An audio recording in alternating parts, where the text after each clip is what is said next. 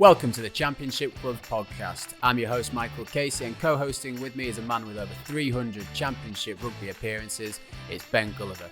Be sure to check us out on social media at Champ Clubs Pod on Instagram and Twitter, and head to YouTube to like and subscribe to the channel. Welcome everyone to the Championship Clubs podcast. It is season 2 and an unfamiliar voice for a lot of you. You might be expecting Michael Casey. Don't worry, he'll be back soon enough. But Dave Rogers here, filling in the big chair. I've not met a lot of you, but unless you're a supporter of London Scottish or who else? Cornish Pirates, then I probably commentated on one of your games on the live stream. It is difficult second season, second album syndrome, but some things never change. And of course, Gully's back. How are you, mate? I'm all right. Yeah, we're just saying just before we started that I'm a little bit nervous about season 2, and it's sort of, we don't want to get into that second season syndrome, but really excited to talk about the championship going into a full season. Lots of good stories out there again, and just sort of spreading some positive stories from within the league, which we managed to do in season 1, I think. Were you ever more nervous in the second season with a club than you were with the first season? I had that many clubs, I can't remember. So. I was going to say, how many did you see a second season with? Yeah, probably two, three of them, maybe. But yeah, it is a sort of people do speak about that second season, but I will be all right. We've got some good guests lined up, and looking forward to getting going again. Well, a couple of things before we talk about round 1 fixtures. What do pre-seasons look like for you these days compared to how they used to? Me? Well, yeah, you. Well, pre-season didn't look great for me when I was playing, to be honest. So I was always managed to pull a hammy, dip out a bit of pre-season, jump on a bike. But when you retire, you think you can just eat what you want, do what you want, and then you turn up and being tall, you hide it quite well. But looked in the mirror the other day, looked like a bit of a pregnant snake. So I've got myself back in the gym this week on the watt bike. So yeah, trying to do a bit, trying to keep fit and keep the weight off. Ah, good man. And what about England training squad announced and champ legend Mark Atkinson's in there? And they say this league doesn't produce players. Aki, yeah. So Aki and I joined Bedford at the same year. I think it was 2012. And he was the first guy I met. And I'm looking at this guy, he's a tall bloke, Aki. And I'm like, geez, he's tall, and he's thinking he's a second row. So I introduced myself. And this guy is killing training, like offloading everywhere. I'm going, I'm fucked. I'm never going to play again. then turns out he's a centre. But I dropped him a message this week, actually. Like he's had a great, like he didn't see it coming. He genuinely didn't see him making the squad. He hadn't had a phone call before. So it's, again, testament to the league, but testament to him, really, because the league gives you a platform, but then it's over to the players, isn't it? So really chuffed for Aki. He's just had a baby as well. So really, really pleased for Aki and his family. And at least, you know, he's not a really nice bloke who's really handsome and has the world at his feet. I mean, you know, there are crosses that we all have to bear.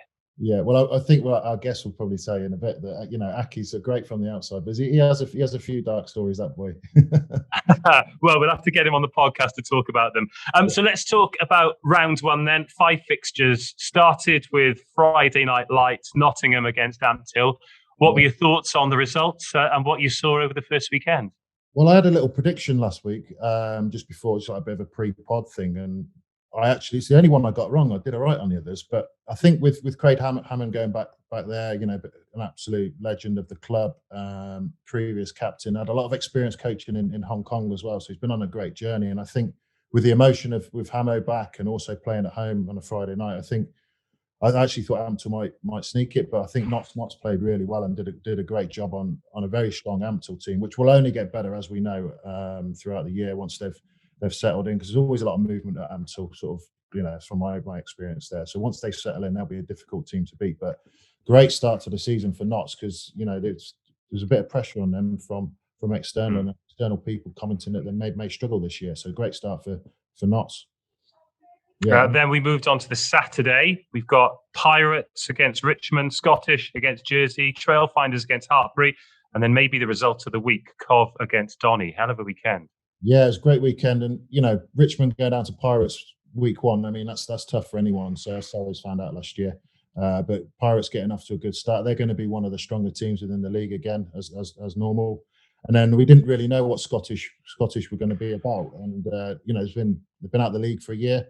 Some great signings gone in there with champ experience. So but Jersey did a real job on them, and I saw some of the highlights of that game, and they looked to batter them up front, and it was a great win for Jersey on the road. And we said previously that they tend to have struggled early on in the season. So Jersey off to a flyer. Ealing doing what Ealing do, but actually Hartbury scoring 20 points against Ealing, that's a pretty good start for Ealing as well, for Hartbury, sorry. So, and then finally, the game that stuck out before the weekend, and we'll bring Alex in a minute, but it was I thought it'd be a bit tighter than that, but great win for Cov, playing at home, and I think it's a good time to bring our first guest in, Alex Rae, who's just recently moved to Coventry as coach, and get your thoughts on the game from the weekend, please, Alex. Yeah, lads, thanks for having me. No, we were expecting a really, really tough game against Doncaster. They had a really good year last year.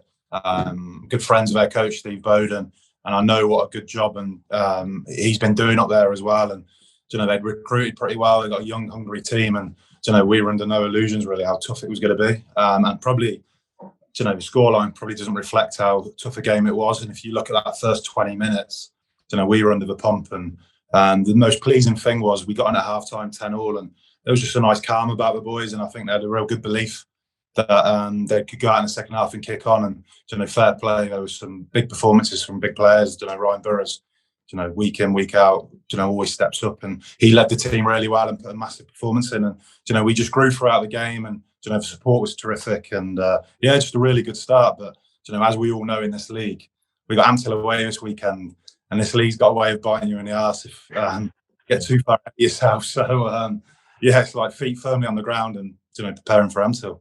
Yeah, Alex, just obviously you recently moved up to Coventry. You're a Cov skin like myself. I don't think you ever put the shirt on as a player. So how was it for you, being a coach for your hometown club? How were those emotions? And talk to us a little bit about how it all came about, if you could.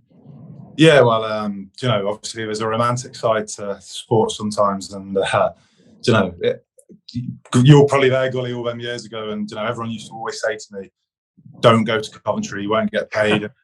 And then many years ago, and this is before the John Sharp era, and many years ago, and so as a young player growing up, that was always sort of the advice everyone always said. But I went to Counter Road as a young kid. Them days when it was packed out Counter Road, you had your school finals. Playing Newcastle, playing London Irish, and big games. So, I do remember then the shed on the far side. And, from a romantic point of view, in sport, there's always that, something nice when there's a homegrown player who comes through and plays for their club, or, like me now, a fan must away, some done full circle, and I'm driving back through Coventry every morning. But it does make it a little bit more special, I think, when you've got that connection with a city. It does mean that a little bit more, but getting back to how the move come around, really, it was, it was not on my radar at all. Throughout the summer, obviously prepared with Bedford, and signed, been involved in the recruitment with Mike, and signed all these players doing our pre-season, and obviously Diggs joined England Ladies, and somehow conversation got round to chatting with Coventry and just seeing, would I be interested and what have you. And first thing first, probably from the family element of it, I drive to Bedford 3 or 4 times a week, train in the evenings. You don't get home till 9, half 9, and I've got a young family. My eldest is starting secondary school, my youngest is starting primary school, and first thing that appealed to me was being able to spend them hours with them in the evenings, and it's time you don't really get back. So that was a big factor of family. But then when you actually sit down and hear of the ambition of Coventry and the plans they've got to develop the site, in the not too distant future, it excites you. You look at the squad. Like any sportsman, I'm ambitious.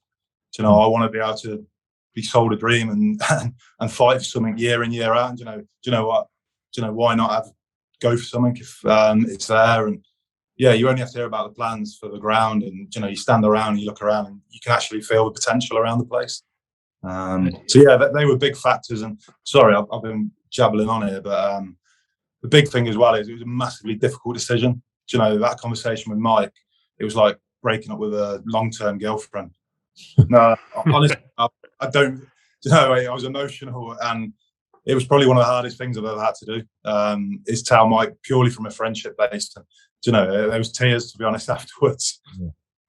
Well, you've spent a long time there as a player and as a coach, and you've you put a lot of time and effort into that club. So those emotions are real and raw, aren't they? And that's, like you say, it almost feels uncomfortable listening to it, because I know Mike, and I know that must have been 10 deep breaths before you went in there, and it must have been a tough one, but for the right reasons. Yeah, and I think the way it all came about, and it happened quite quickly, and I think maybe them reasons got lost a little bit along the way, and maybe because it was raw and it was emotional for everyone in a strange way.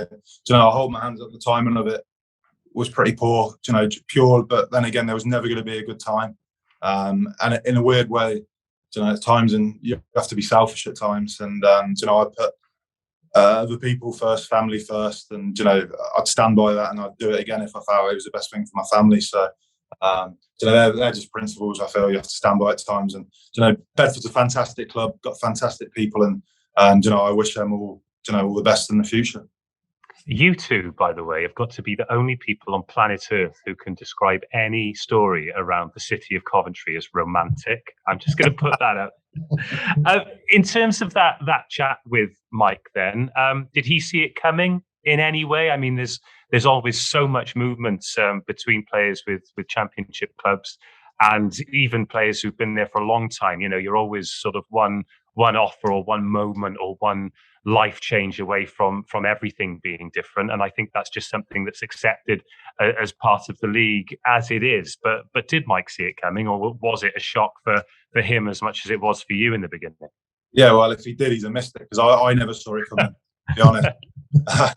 So yeah, no, I never saw it coming, and it snowballed pretty quickly. So it was probably it was such an emotional week. I don't think I've been that emotional, honestly. But like Gully just said, I think it shows you do care. And they're all things you probably, you'd want in a person, really. You can't help how you feel. And at the same time, I think reflecting on a few weeks in, I feel it was the right thing to do. Yeah. How have you settled into life at Cov? Obviously, I worked there not so long ago in the community side, and I still know a few of the players. The old man's on sick at the moment, so hopefully he'll be back with you guys pretty soon. But how have you settled into the coaching group? Obviously, you came in for Deeks, who's been there a little while, and Skays has been in there for a little while, and obviously Roland's been the driving force behind it for quite a long time now. So how have you settled into that? And is it the full-time environment still there and things like that? Yeah, that's another big sell, is that full-time environment as well. And I've been really impressed with the setup there. Honestly, until I spoke, I didn't really probably know much about how they run and things like that, but I've been massively impressed. They got, Skays, I think, is probably one of the best young defence coaches around. Been massively impressed by his work, and it's great being able to bounce ideas. Another young coach, and almost drives you to be better and things like that. And also Ross Stewart, he goes about his job quietly, and I think as a three, we've probably got a good balance between the three of us. But yeah, just the other thing I didn't know really until I got there, they're producing a lot of their young own players as well, which is mightily impressive as well, because there's a 10 who played the other week, Evan Mitchell, Coventry lad, and not many teams at the minute are producing homegrown players. Coventry's always been a massive hotbed, as Gully, for talent. You only have to go at Barker Butts, them sort of clubs, and look around the wall, and it's littered with Lions and things like that. So Wasps are on the doorstep, Northampton's on the doorstep, Leicester's on the doorstep, Worcester. They're not all going to make Premiership players. So for another pathway and a chance to be a professional player, and there's not one route to get to where you want to get to. So sometimes there's a different route as well, and that's really impressed me. The community side, they've really got aspirations to build that on and off the pitch, I think. So I've been mightily impressed, and it's like a new kid at school, really. You go in, you don't try and say too much. All the language is the same, but it's different. Everyone does the same thing, but it's just a different language. You're trying to make them connections with people and build them relationships. So it's pretty much head down for a while, but at the same time, you come in, you make your own, try and put your own stamp on a few things without being in everyone's face, I suppose. How do you see your role with those young lads, particularly the local ones? Because as you mentioned before, you grew up in that area, you've managed to forge a career in professional rugby, and you've got a lot of advice from all kinds of walks of life, in and out of rugby, that you could impart on those. So what's your your relationship like with them, and what kind of knowledge are you attempting to impart? Yeah, look, I suppose you first and foremost, a big thing for me as a coach is I want them lads to come and enjoy every day. I think we lose sight sometimes, and you probably speak to rugby players at times, and they're sapping, and they lose sight that it's meant to be an enjoyable job. I know they don't get the rewards that a Premiership player may get, but at the same time, you're doing something you love. So, first and foremost, my job is to make sure they're coming in with a smile on their face and they're enjoying the day. Because at the end of the day, if you come into work and you're not enjoying it, you hear it all the time, do something else. But at the end of the day, it's my job to facilitate. I want them lads to enjoy every day. So that's one of the biggest things. And then, advice, same as Gully, and, we've done things that are good, that are bad, that you wish, why did I do that? Why, I can't believe I did that, did this, learn over the years. And it's just, I suppose it's managing people is one of the biggest things, is understanding when someone needs an arm around them. Most coaches, I think, at the top level, we all understand tactical, technical. If you don't, then I don't know what you're doing there. So then it comes down to people. And I think, like you said, it's just finding time for people really, and just giving them, if they want advice. Some people don't want advice. It's just finding them little downtimes to knowledge, little stories here and there, and just build them connections. And you've got some great senior players in there as well, haven't you? So Bolts is still rocking. Fair play to him. Yeah, I spoke to him the other week, and he's hanging on, but he's still cracking through. I said, ride that wave, mate. Keep riding it. When it's gone, it's gone. And then you've got Ryan Burrows, has been, if you look at it, arguably the best number 8 in the league for a long, long time now. And those sort of characters within the squad as a young coaching group can only be assets to you as a coach and obviously the team on a Saturday. Yeah, look, one of my first port of calls was to ring Ryan Burrows, ring Bolt, speak to them boys, and just get their ear straight away and get their understanding of the group. And I've been around long enough that you don't go in there, ripping everything apart, because they've clearly been working on stuff. Bolts has been so impressive this pre-season, honestly, Gully. We know Bolts well, and I don't know, is he 34, 35? He's been brilliant in pre-season, and it makes your job a lot easier when you've got Ryan Burrows, Bolts. Every session they rock up, they're intense, training hard, and that's another thing that's really impressed me is the group train, the way they train. And credit to the other coaches and what they've built there, but training intensity and their work ethic is the thing that stood out the most about the group. So, really good foundations already there, really.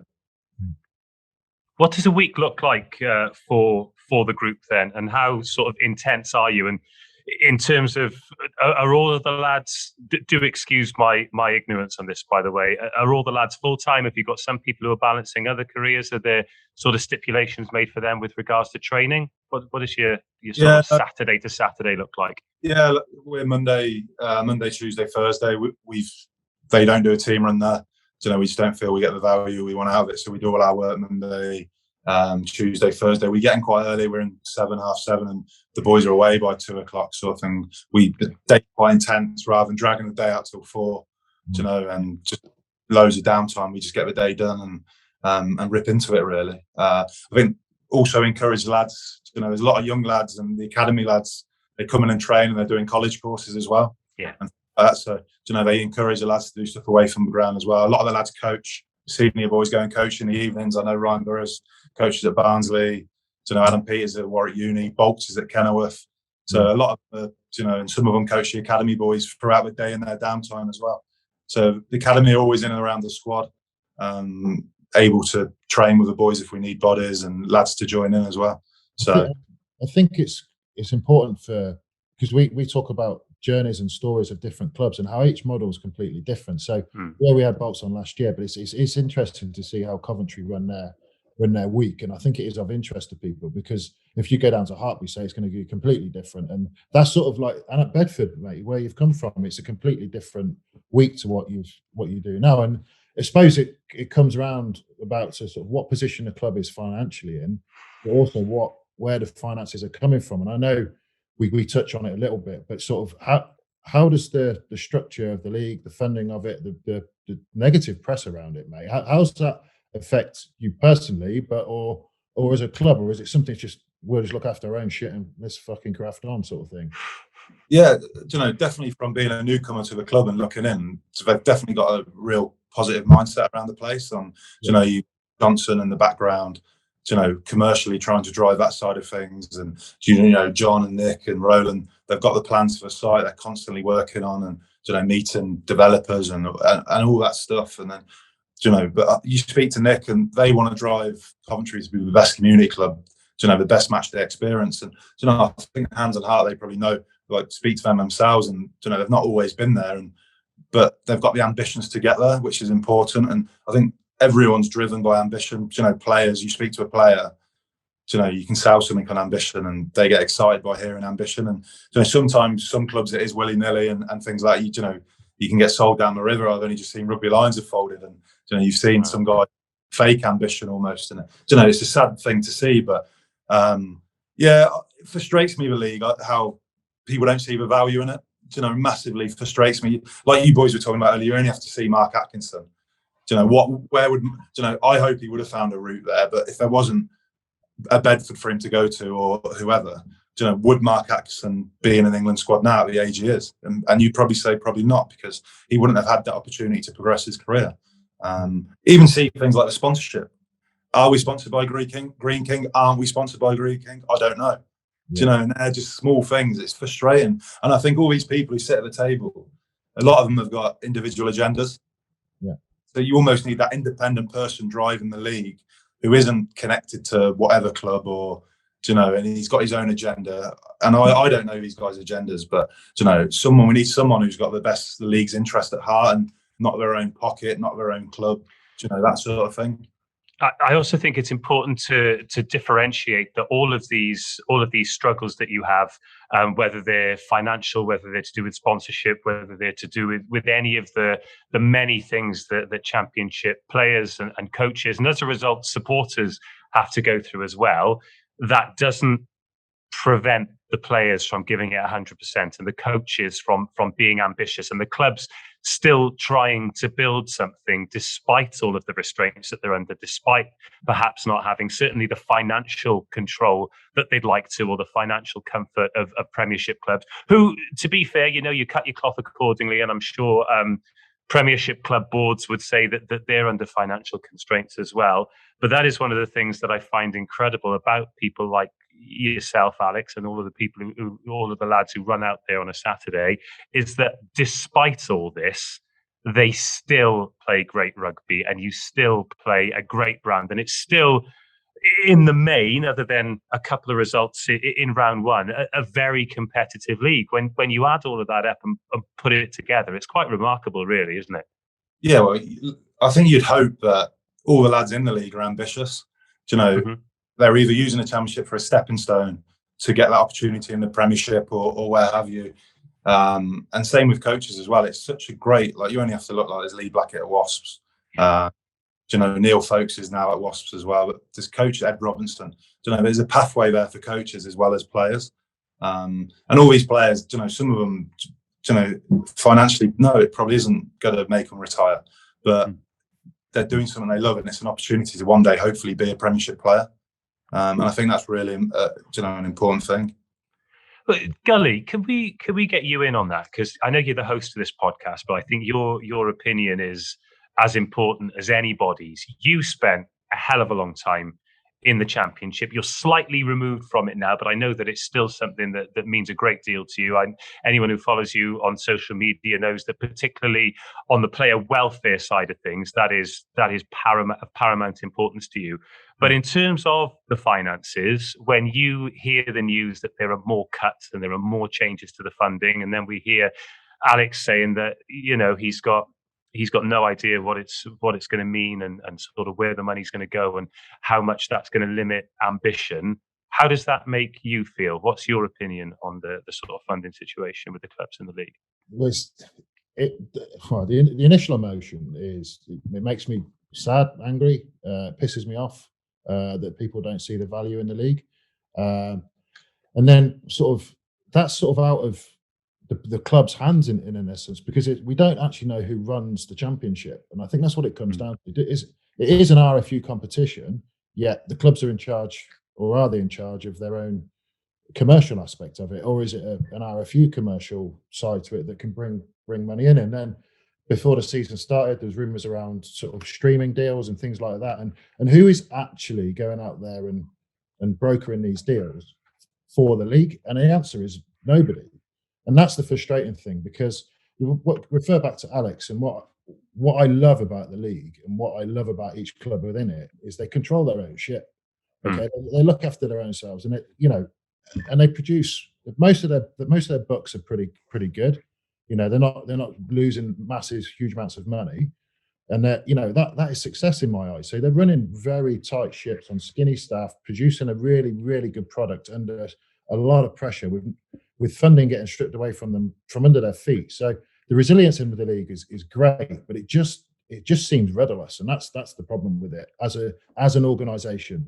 It's, yes, in the Premiership, each individual club has its own agenda. That's fine. Each club in the Championship has its own agenda. That's fine. But at Premiership level, you've got PRL. Okay, at Championship level, we don't. So it does need that independent voice and that independent commercial aspect to it to help it grow again, because there is value in it. There's clearly value in it. And we've all spoken about it massively, but it is frustrating.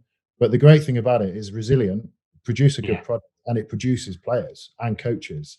It's just a pathway for guys that are ambitious, like Alex said, but also guys that are good.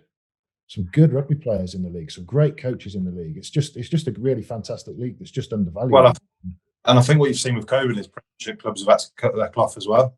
So the better players, the players they probably would have had in bigger squads before now are, where do they go? So the league, they suddenly filter down into our league, and the league becomes stronger and stronger year on year, because Prem squad sizes have got smaller again because of COVID and budgets and things like that. So the league gets stronger and stronger each year I've been in it. It's got better and better every year I've played in it or been coached in it. You were just talking about the quality of the product there. I've just looked at the scores again from week 1. So you've got 36-26, 33-18, 7-48, 54-20, 39-22. That's over 50 points in every game. That's entertainment as well. So if you're listening to this, you're obviously a Championship rugby fan, but go watch some rugby. Go buy a ticket. Go buy some pints at the clubhouse. It might only be a small financial contribution, but all said and all's done, that couple of quid you can spend, it's going to make a big difference. You're going to have a really good afternoon or a really good evening if you decide to rock up and watch as well. Right, fully agree with it. It's like back playing, you sort of the grounds, where there's a good pint, there's a good atmosphere. You look at like Bedford's a great day out, Cov's a great day out, Donny. They're all good days out for supporters, and you can speak to the players. You can touch, feel. There's that more access to everyone that's involved with the squad, and Premiership's gone away from that a little bit. So that's like sort of our little niche that we have in the Championship, that you can get really involved with the club and really enjoy your Saturdays and Sundays. So in a perfect world, then Gully, and I'd like to get you in on this, Alex, just to reiterate the point you made. You'd feel a little bit more comfortable about the long-term future and the sustainability of all the clubs currently in the Championship if there was that independent body who could almost represent, almost like a union head, if you like, that could represent the best interests of the club so that they could have a voice and you could at least attempt to build something sustainable, work out what you need, and then how the clubs go about achieving that. Yeah, I think it's paramount to the future of the competition. Unless something's in the background that we don't know about. Again, communication's not great, but I do think it does need that independent body, person, whoever it is, to help grow the league, sustain the league, but ultimately care about the league and show its value. And I think that's what it's missing at the moment, in my opinion. And Alex, is that where you are too, or have you got something else you'd like to add to that? Be far away from that either. I just think it's all good and well, and the human nature of every chairman or whoever from a club is always going to have personal interest at heart. It's only human to be that way, and rightly so. These people work so hard to get the club where it's at, and some of them will probably be scared of what could happen and what couldn't happen, but at the same time I think they need that individual person almost heading up, brokering those deals, putting the deals to the chairmen rather than because I think half the time these meetings, I don't think much gets solved at these meetings really, and by the sounds of it. It's a shame, like we didn't even have a launch day this year. Every year see the captains down at Twickenham with a trophy, and that stuff. And it's like, it's not even a launch day. So it just makes me laugh a little bit of a minute how devalued the league is made to feel. And, I don't, like we said, the players and everyone, look, we just get on with business. It's, we just want to play rugby, coach rugby, and you try and stay out of all this politics of the game, really. But it's such a shame. Like, even social media, is it really driven? We see champs tries of a week, one thing a week, really, and the odd little bit and bobs. I think the league deserves more, really. Yeah, I fully agree. And I think the good thing is as well, it's like, let's not be quiet about it, shout about it. That's what we started this pod. It's just, let's tell these positive stories. Let's really try and build some value in it. And I think if we can just showcase it a little bit more, then we're showing the powers that be at the RFU or whoever's up there devaluing it at the moment, that we're not going down without a fight. We're going to shout about it. We're going to produce a good product, and the supporters are going to come in each week and love their rugby, and it works. It's a great product. Yeah, and I think as well, if you look at, everyone uses Exeter as the example, but I was speaking to James Gazerbrook, and it's it reminds him of a lot of Exeter Coventry at the minute. He said, the way they've built infrastructure around the place, the ground, loads of similarities between the places. And if we all just show up shop and admit defeat, like you said, no one's going to do that, because everyone's got ambitions and they've put a lot of time and effort into these places. So you've got to give opportunities for the teams to grow and move, really. Yeah, 100%. So, short-term message then: if you're listening to this, you're already a Championship fan. Don't just go. Bring some mates with you. Then they'll bring some mates, and we can grow it from that perspective. Then we're going to get loud. We're going to keep producing a brilliant product, and hopefully next time us three have a conversation, we'll be able to talk about a little bit more progress. But we've got you for a little bit longer, Alex, so let's try and cheer it up a little bit, because all of the things we're talking about, ultimately it's because we want the Championship to be great and to be around for a long time. But it is difficult for us to then not sound like the sappers, so let's not sap for the rest of this conversation. And let's just talk about Cov then. I always misword this saying. What is it? One swallow doth not make a summer, or something like that. You've spanked Donny, and going off last season and the way Donny played throughout, and no matter where they went, they looked like they were going to win. And even when trail finders were flying, they gave them a good game for the majority of the time over there in West London. So people are talking about Donny as a top team. You've given them a good seeing too. You've talked about being an ambitious team this season. Are you going to commit to how well you're going to go, or are you going to sit firmly on the fence? I'll probably do a typical coach's cliche. One game. I knew it. No. On the fence there. You actually sat on a fence, aren't you? In the woodshed there. Yeah, in the man cave. But no, look, it's a fantastic start, and as a coach, as a group, of course, that's what we wanted. And I saw a lot of people predicting that it was going to be a 4-1 Donny win and all this, and I was a bit like, really? I thought it was going to be a tight game. And like I said, the score probably got away from them a little bit in the second half, but it was a really tough Doncaster team who come, and for half an hour, they were controlling the game for 20 minutes, half an hour of that game, and then we found our straps and we looked really good. But I sort of alluded to it earlier. We're away at Ampthill this week. Yeah. Ampthill, fair play to them. I've been bitten there before, so it's hard to get carried away, really, knowing the Championship. It's such a tough league, but we feel we've prepared really well this week again.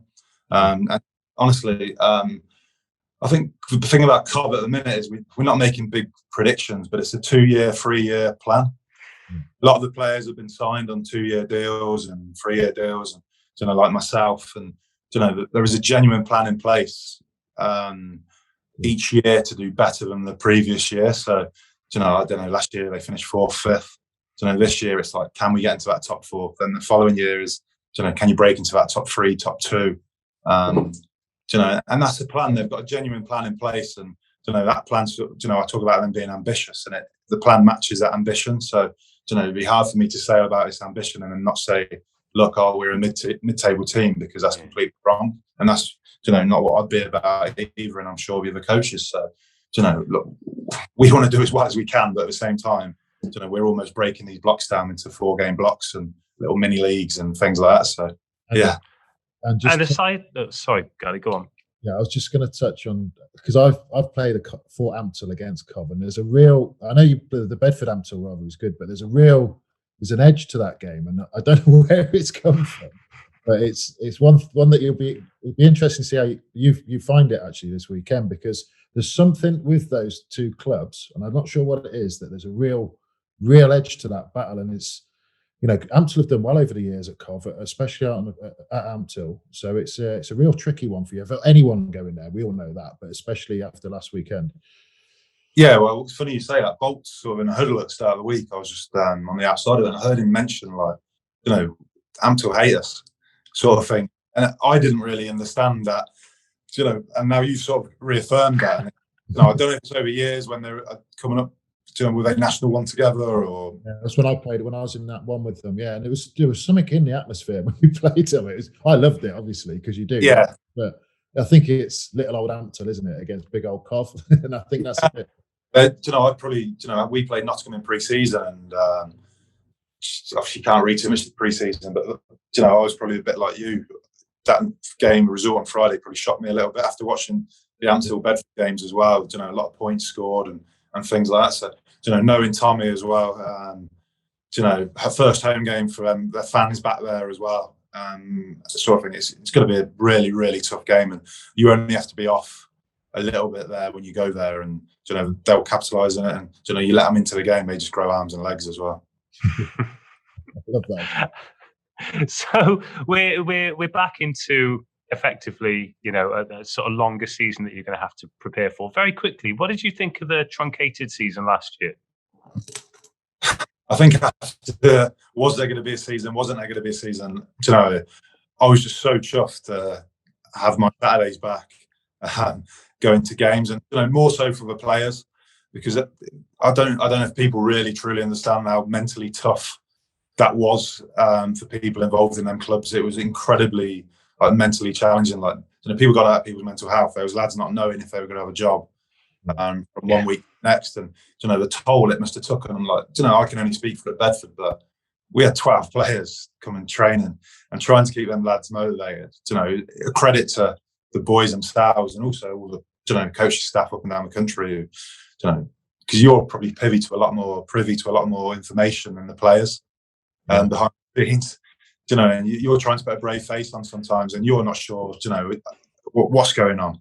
And then the meetings would change from one to the next. So it was incredibly tough time, and just to have a season, I think was amazing, really. And I know there wasn't fans there, and you had red zones and all things like this, but just for the lads to be able to play rugby, I think was really good. And then to have the fans back in the last game of the season was, it might have been 2,000, 3,000, 4,000, but it was incredible, really, to have fans back. So I feel lucky and privileged to be able to even have that 10-game season, really. And moving forward then, a full season with fans, with a little bit for those fans to be excited about now. Have you got a message for those, not just fans of your club, but for the fans of the league who are listening as well? Yeah, I think just go and enjoy every Saturday, really. Like we spoke about already, it's such a great league and a great product of rugby. And come winter, it changes a little bit. But again, that's rugby, isn't it? Really, that's part and parcel of why you go and watch, Pirates in the mud on a late September afternoon. It's brilliant, really. And you got them singing their hymns in the marquee after. It's amazing, really, and it's unique. And just enjoy it, I think, for what it is. And I think sometimes we all try and wish things to be something else. And I think just embrace the league for what it is. Perfect. Certainly. Gully, any message for the millions who are listening before we head off? Millions. I'm not sure. No, it's just good to be back. Genuinely, it's nice. I've missed it. It's nice chatting to A-Rae. Me and A-Rae had lots of battles over the years as players, and who won? Yeah, never always saw eye to eye, but it's nice. Who won the battles? That's all I want to know. About 50-50, I reckon, A-Rae. Yeah. But no, it's this is I love doing this. It's great to be able to talk about the league positively. I've put a lot of effort into it, blood, sweat and tears and operations and all that shite that you do as a player. But really, really enjoying talking to Rae and, chewing the fat, getting his views from the ground of a current coach. And, really appreciate you talking about your move from Bedford as well, because it's a really emotional time for you, and I appreciate you sharing that with us. And really looking forward to season 2. I think we've got off to a good start today, and wishing everyone good luck at the weekend, all the players, the supporters. Just go and enjoy your rugby, go and enjoy some champ rugby, and get on the beers, really. Yeah, I see we set the bar low with your first guest, so it should be good going forward, lads. Nonsense. Absolute nonsense. That seems like a good place to draw the curtain down. Alex Rae, thank you for joining us. Gully, always a pleasure. And thank you for having me as well, filling in for Michael Casey, who will be back. And we will be back throughout the season. Quick rundown of the fixtures this weekend. It's Donny v Scottish, both teams looking for their first win of the season. Hartbury versus Pirates, then Reds v Blues, which I've written down here, Battle of the Primary Colours. I'm not sure that's going to go on all the marketing. And then Richmond versus Nottingham, and of course, Ampthill versus Cov. Good luck with that. Although I can't say good luck, Alex, because then it shows favouritism. But you're here and they're not. So good luck. If you want to scratch your midweek rugby itch, then on Wednesday, Buck Super Rugby kicks off. And as you well know, the champ is littered with lads who've come through the uni pathway. And Cardiff Met versus Durham will be live 7:30 kickoff. Just look for it on the internet, and I'll be down there. So that'll be a great one. But when are you doing these, Gully? Is it every 2 weeks during the season? Yeah, we're looking to have bi-weekly to record on a Thursday. So yeah, there'll be lots of content going out. With it being a truncated season last year, we could do it weekly, but we've got a busy schedule. So we're just trying to get it out there, every 2 weeks if possible. And we're also looking for a bit of sponsorship. So if anyone was willing to dip in, that would definitely help with production costs. You have just answered a question there. I've always wanted to know if bi-weekly means twice a week or every 2 weeks, and you've just told me it means every 2 weeks. Thanks for joining us on the Champs Cup Rugby Podcast. Keep your eye on the socials for all of the updates and, of course, Gully's Team of the Week. But until 2 weeks' time, goodbye. That was the Championship Club Podcast with Michael Casey and Ben Gulliver. Check us out on social media at Champ Clubs Pod on Instagram and Twitter, and subscribe and like our YouTube channel.